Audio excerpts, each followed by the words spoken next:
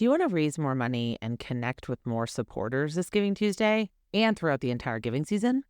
Then check out GiveButter. GiveButter is ranked as the #1 software for fundraising, donor management, and auctions by G2, the largest independent software review site. And the best part? GiveButter's all-in-one fundraising platform is completely free to use forever. So just go to jcsocialmarketing.com/givebutter to create your account, and you could win a free campaign marketing review session with me and the GiveButter team. So go to jcsocialmarketing.com/givebutter. I can't wait to see you raising more money online. On with the show. Hello, and welcome to Nonprofit Nation. I'm your host, Julia Campbell, and I'm going to sit down with nonprofit industry experts, fundraisers, marketers, and everyone in between to get real and discuss what it takes to build that movement that you've been dreaming of. I created the Nonprofit Nation podcast to share practical wisdom and strategies to help you confidently find your voice, definitively grow your audience, and effectively build your movement. If you're a nonprofit newbie or an experienced professional who's looking to get more visibility, reach more people, and create even more impact, then you're in the right place. Let's get started.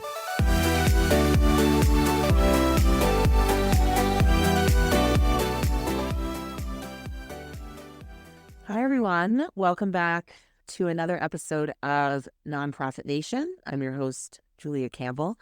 I'm really excited to be here today to talk about digital communications, obviously one of my all-time favorite things.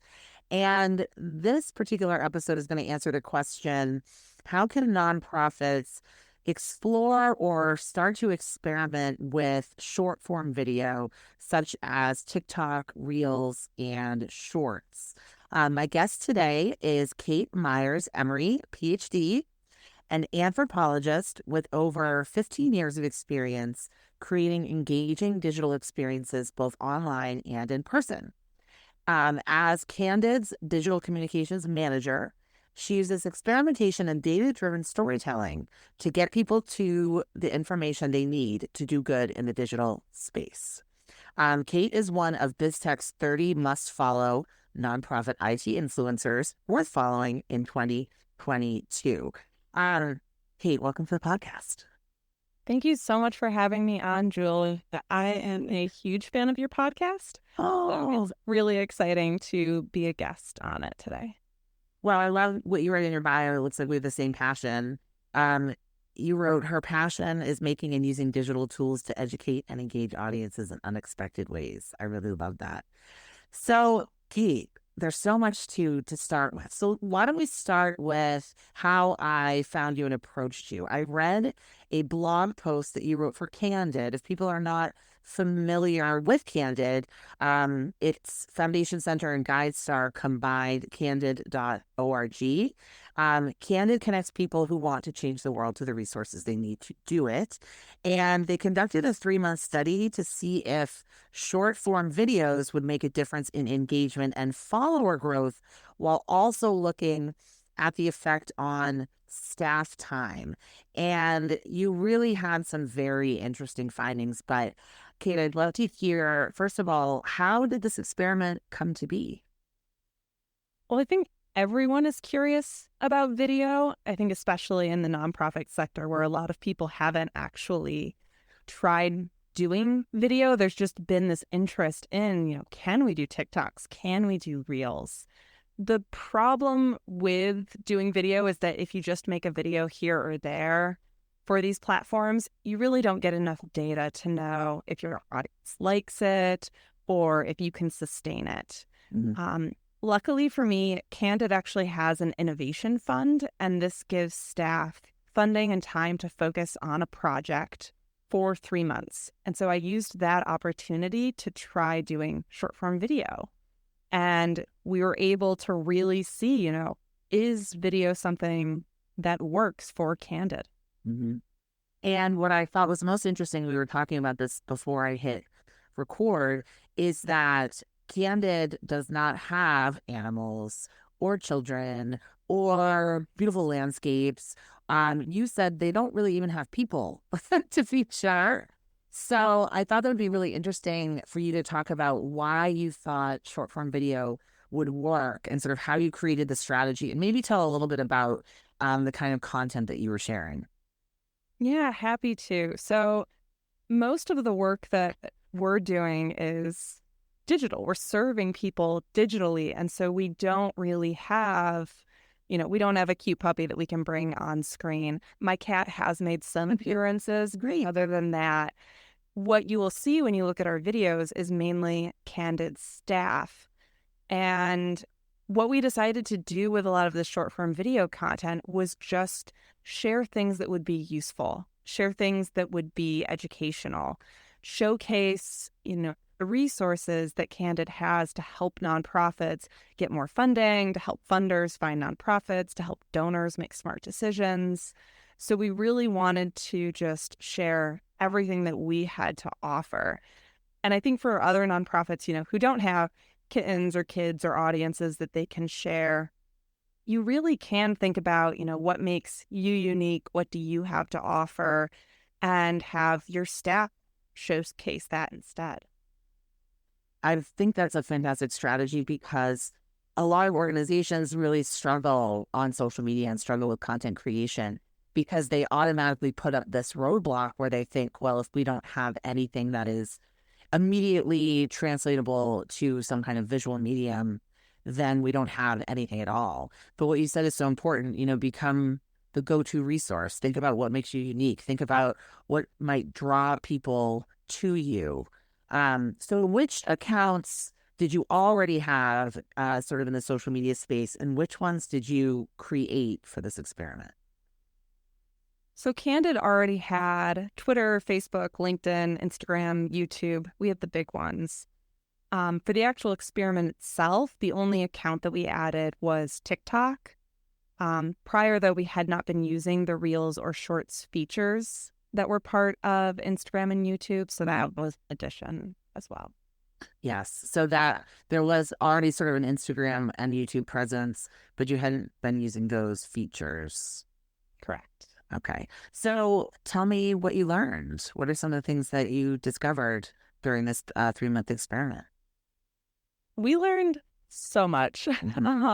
We ended up creating 84 videos in that time, and we learned a lot about just the type of content that people liked, how to engage, what types of videos work and what don't. But overall, what we saw was that people did love video as part of our broader strategy. It really complemented what we were doing in other spaces with, like our online training and our resources. This was just a really fun alternative way for people to learn from us.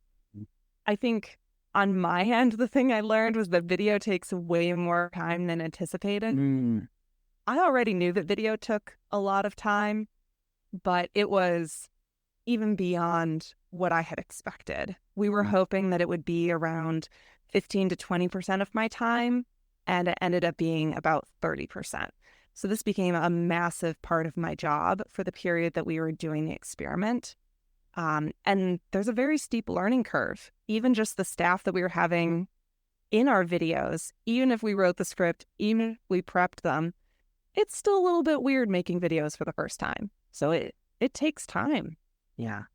Do you think that you are finding more of your footing now? Do you feel like people are more comfortable? And how long do you think it takes to kind of get that momentum going?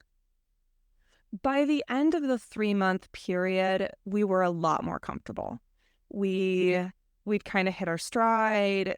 People felt very comfortable with the way that, you have to hold the camera and you have to emote on screen so that you appear the way that you want. We also, learned a lot about like how to create content faster. And yeah, so I think it was about the 3-month mark. Like just as the experiment was wrapping up, I was like, oh, but now I feel comfy with this. No, I love that. So what were the measures of success? I mean, what really drew me to this experiment was you had really three specific measures of success, if I'm getting it correctly. So engagement, growth, and staff time. Yeah. Were there other things you were looking at? Those were the key ones. So we wanted the engagement, the likes, the clicks, the comments to be double of what we saw for static Instagram posts. We were hoping to see about 10% growth of followers on Instagram and similar numbers of followers on TikTok. I think at the time it was, we were hoping for like 5,000 followers. And the big one for me was just, would we be able to sustain this? So we wanted to take under 20% of my time, and for actual production of videos, be under a half hour of time per video for each staff member. Oh, wow. And is that the result that you achieved? We did fold the engagement. So the engagement metric was spot on. We were able to do that, and that was really exciting. Followers, not so much. I think we ended the experiment with like 600 TikTok followers, so we were nowhere near the 5,000 mark we had hoped for. And time-wise, it was, at least 30% of my time and staff. It was sometimes taking up to an hour per video for them to create it. So it was a lot more of a time investment than we anticipated. Yes, I found that too, especially with Reels, because there's just editing and there's all sorts of things that go into making, a successful video. So which channel was the most successful for you? The one that ended up being the surprise for us and has given us the most success is actually YouTube Shorts. We didn't go into the experiment thinking that we were going to use YouTube Shorts. We were focusing on Reels and TikTok. But partway through, we decided we would just start posting to Shorts as well, since we already had the content. And it was really surprising at how well the content did and how much attention it drew to content that we already had on YouTube. So we have a lot of, like half hour to hour long webinars. And those all saw a boost because of this YouTube Shorts content that we are making.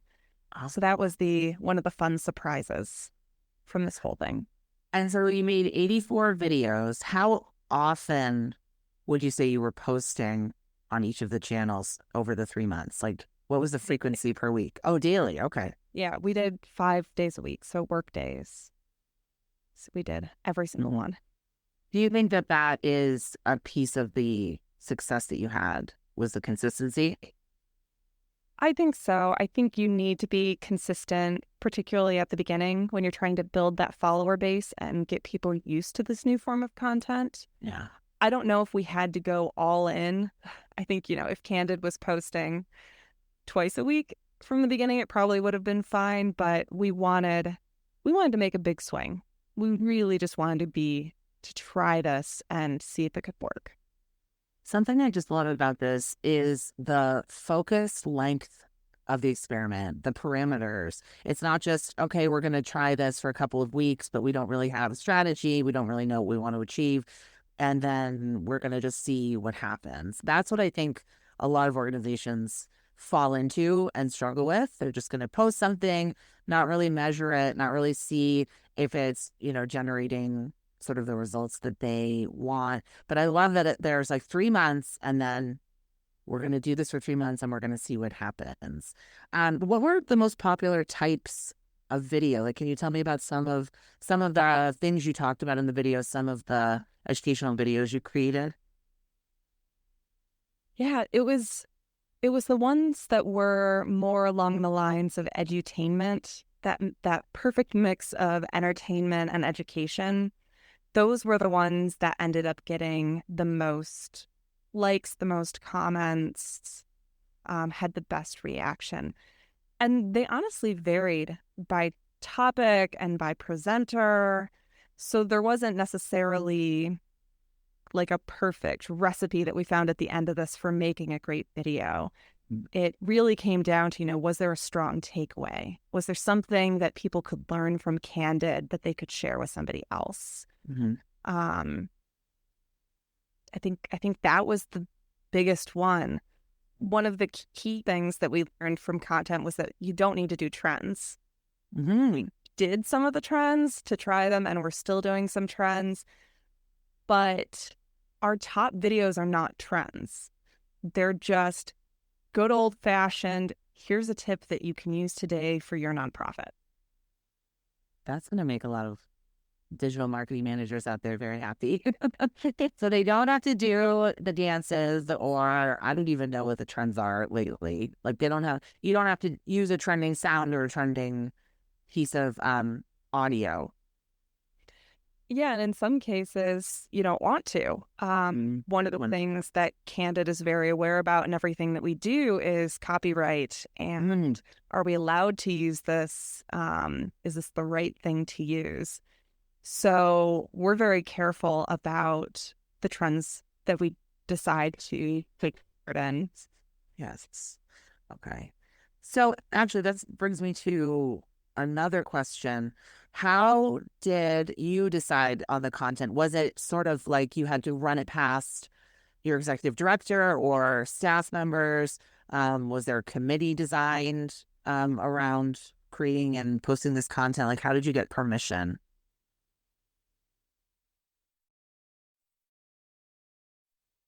You know, there isn't really a process for that. What we decided to do with a lot of this content was just look broadly at what people liked to already see from Candid. So we were looking at what are evergreen content pieces that, you know, what is our top blog post? What's our top help resource? What is our top YouTube video? And we took a lot of inspiration from that. So we were repurposing a lot of content that we already knew was successful in other formats. So there wasn't really this like approval process. We were making things that we knew worked with our audience. We made sure that everything was within our brand guidelines. We checked brand voice. But we didn't actually have kind of this big approval process to it. Okay, I think that's great. So you already got the buy-in, and we know because Candid has this innovation fund that they're willing and able to explore different kinds of, avenues for engagements, which I think is great. I wish more organizations would do that, would invest in that. But I wanted to ask you also, what were some of the biggest challenges that you came up against? Things that maybe you didn't anticipate, things that maybe you did anticipate.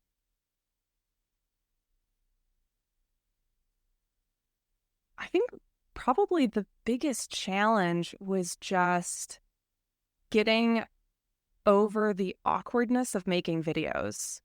I don't think people know how weird it can be to make a TikTok video. And so there was one of the challenges with just getting people used to having fun with the content and not feeling, embarrassed to be making this stuff and recognizing that there is value in sharing topics that are serious in ways that can feel really accessible to a different audience. And, that was an obstacle we kind of faced more at the beginning when we started sharing like, hey, we're going to make TikToks, because there was this assumption of like, okay, you're going to do dances and people are going to learn what from that? And we were able to get through that obstacle by just showing the value of it, showing the analytics, showing the comments, and that, we were reaching new audiences. Right within the first month, we had a number of people that were like, hey, I didn't know Candid existed. I'm so glad I found this resource. And it's like, all right, there's the argument for being on this platform. And having that was able to get us through that obstacle of like, this is a little bit weird to be making, to be using audio from Lady Gaga to share like why you should start a nonprofit. Like it's a little bit weird of a process, but it works. That's a huge challenge I know a lot of my clients face, where they, the person in charge of creating the content, or maybe the fundraiser marketing manager, wants to explore some of these different channels, but they get so much resistance from people in the organization who are not using social media actively. Actually, I just talked to a client yesterday, and she is struggling with getting her executive director on board with getting on TikTok because the executive director is not on TikTok. They don't understand the value of it. And it's really hard to show it without just doing it. Like, you just got to get on board. So, like, what advice would you give to someone listening that says, oh my gosh, I really want to start this, but they feel like they need to convince other people in their organization? I'm sure you did a lot of convincing. Yes, yeah. To even get this to be part of Candid's Innovation Fund, I had to write up a proposal for it.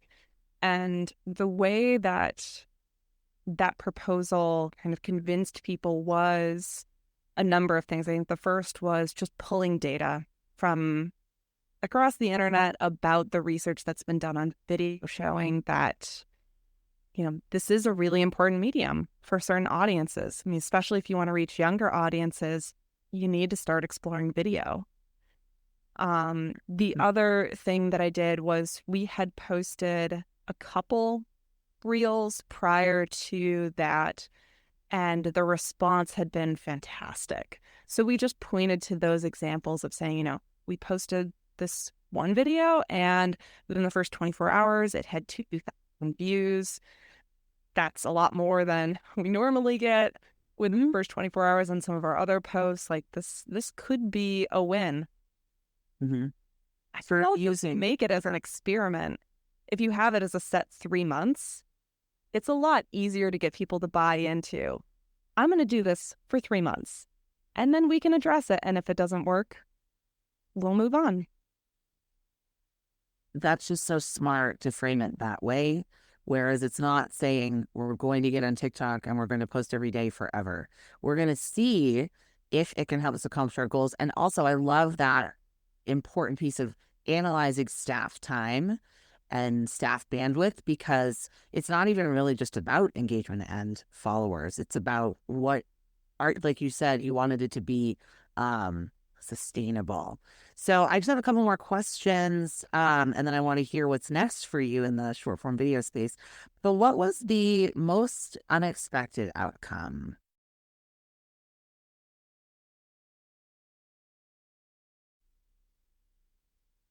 I think one of the kind of unexpected things that happened from this was there was just such a love for Candid's edutainment videos.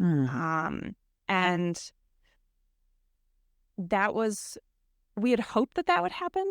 It was still unexpected when it did happen, of that, just having people share a 7-second tip.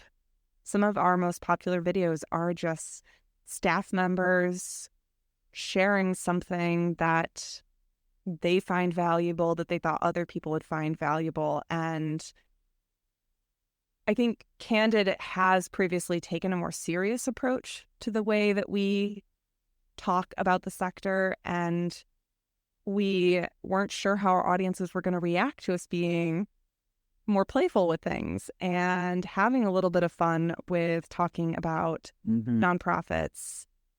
And it was exciting that people did like seeing us being more human and just sharing things that could be helpful and could help others do more good in the world.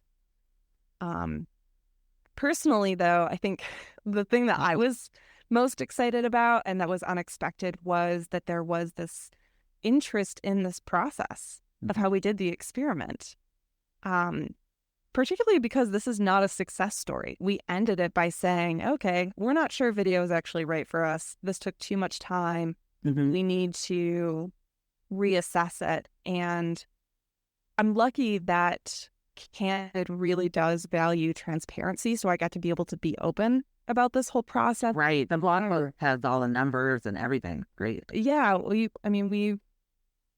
talked about this quite a bit and have been transparent about, that this didn't fully work for us. We can't move forward with posting daily. And I'm so glad that we got to do that, because it's opened up a lot of really amazing conversations about the work that we're doing and the value of transparency and sharing it with others.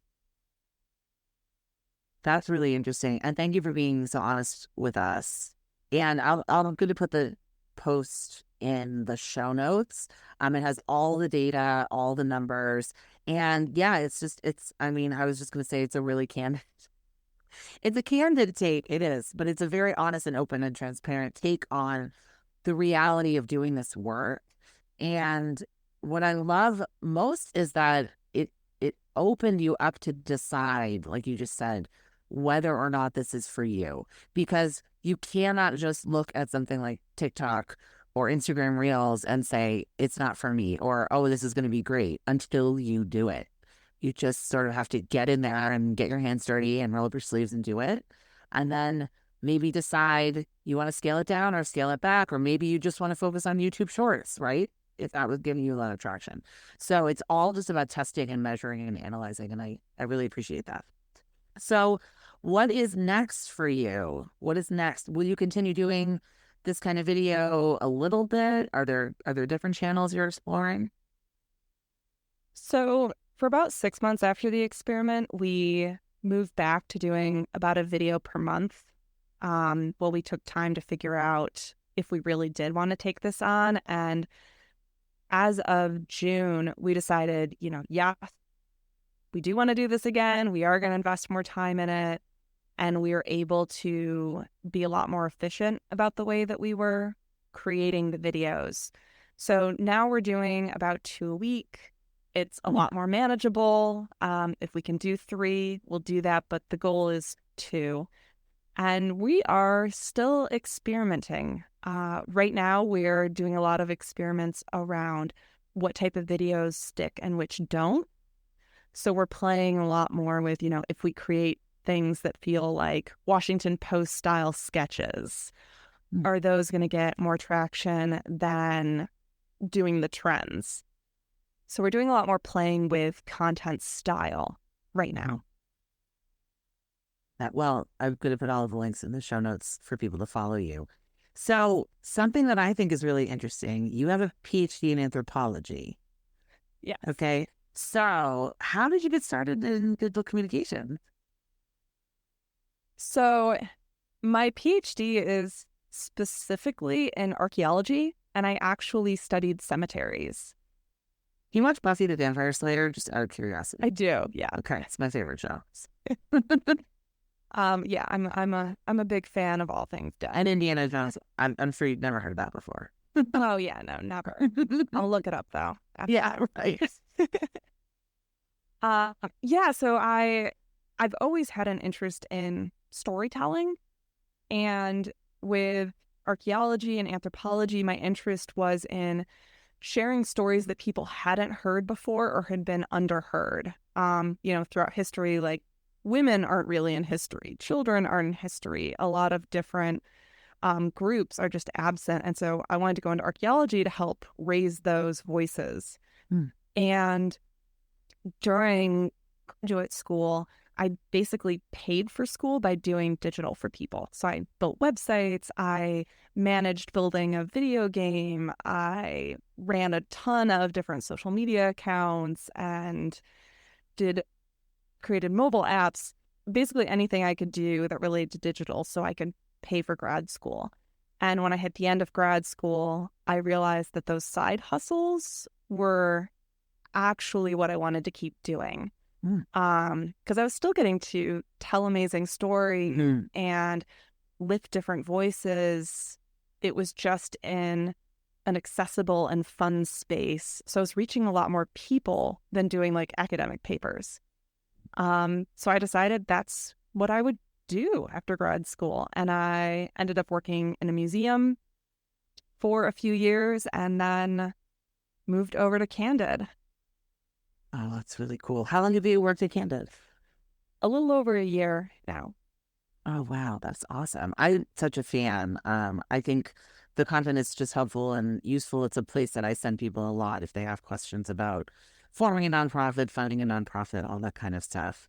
For the digital marketing person out there, the small nonprofit marketer, how would you recommend that they get started first if have never posted video before and if they are interested but maybe a little hesitant?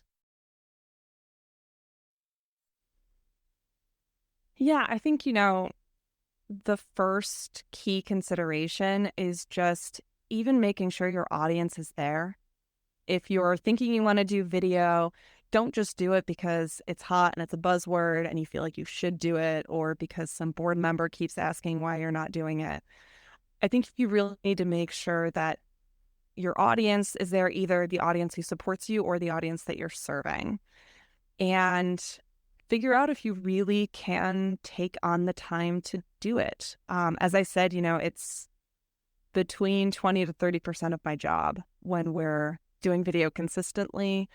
Still right now, only doing 2 videos a week. We're probably talking 15% of my job. So imagine trying to dedicate that time, because it's not just creating the content, it's engaging with the community, responding to comments, maintaining the account, keeping up with algorithms and trends, script writing, editing. There's a lot that goes into taking on a new content type. So really take time to figure out, is this a fit? Are you going to be able to create consistent quality content?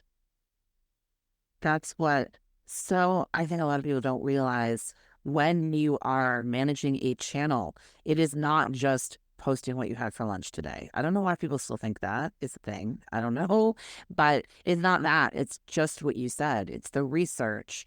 It's the constantly learning about the algorithms and staying on top of the trends. It's measurement and analysis and reporting, community management. I mean, it's all the things. So that's what I recommend to a lot of my clients and students if they're looking to jump on a new platform like Threads, which is the brand new thing right now.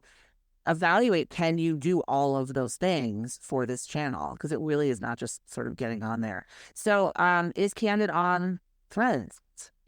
I should have looked up. Yes. Okay. Candid is on Threads. Okay. How are you finding it? It's very early days when we're recording this. Threads really reminds me of like old school Tumblr. Oh, yeah. There's a feel to it that's like this nostalgia, and people are being really playful. And I think where we are right now, it feels exciting. I'm still not exactly sure, though, like where it's going to go. The approach that we're taking is like this, spaghetti approach of just like we're throwing stuff out and seeing if it sticks. Mm-hmm. And what we're doing is we're taking top content from across our different platforms, repurposing it, and seeing what the audience likes. But yeah, it's just so hard to tell, who this audience will be, what the content's going to be. There's also just a lot of challenges around accessibility at the moment. So they, as of, I think, 2 days ago, alt text is now on the platform, but that wasn't there previously. Yeah. There's a lot of challenges with the lack of hashtags and how you navigate, how you search. So it is very early. I'm taking with Candid very much a like wait and see approach. We're posting, we're feeling it out. Mm-hmm. We'll see. We'll see how it ends up kind of playing into the broader strategy. Right. And there's just huge, like everything else, data privacy concerns and every other thing. And do we really want Meta to own everything? I mean, I have so many existential questions about it, but I've been enjoying it as well. But what I've been saying is very similar to a lot of the themes that you talked about. Really figure out, is this a place where you can reach your audience? Is your audience there? And is this something that you have time and bandwidth for? I mean, those are the really big questions. So thank you so much, Kate, for being on the podcast. Where can people find more about you, learn more about you and the work of Candid? Well, I think one of the best places to go is just on social media to find us. We're candid.org on all your favorite platforms. You can also learn a lot more about, what we're doing in social media, but also broadly on our blog, which is blog.candid.org. We will be sharing some updates on what's going on more with video and where we are with different platforms. So if you want to see the behind the scenes of what we're doing at Candid, that is the place to go.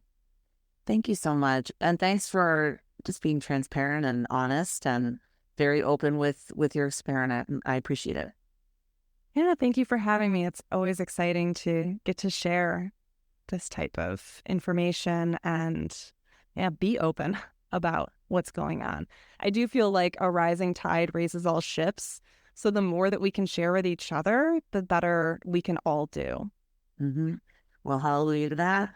My listeners, I will put the links in the show notes, but yes, blog.candid.org or candid.org. You'll find all their social media links. Check out those videos and check out what they're doing. Keep track and get inspired. That's what I always say. So thanks again, Kate. And to my listeners, until next time, keep changing the world.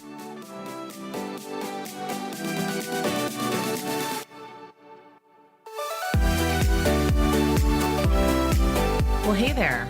I wanted to say thank you for tuning into my show and for listening all the way to the end. If you really enjoyed today's conversation, make sure to subscribe to the show in your favorite podcast app, and you'll get new episodes downloaded as soon as they come out. I would love if you left me a rating or a review, because this tells other people that my podcast is worth listening to. And then me and my guests can reach even more earbuds and create even more impact. So that's pretty much it. I'll be back soon with a brand new episode. But until then, you can find me on Instagram at JuliaCampbell77. Keep changing the world, you nonprofit unicorn.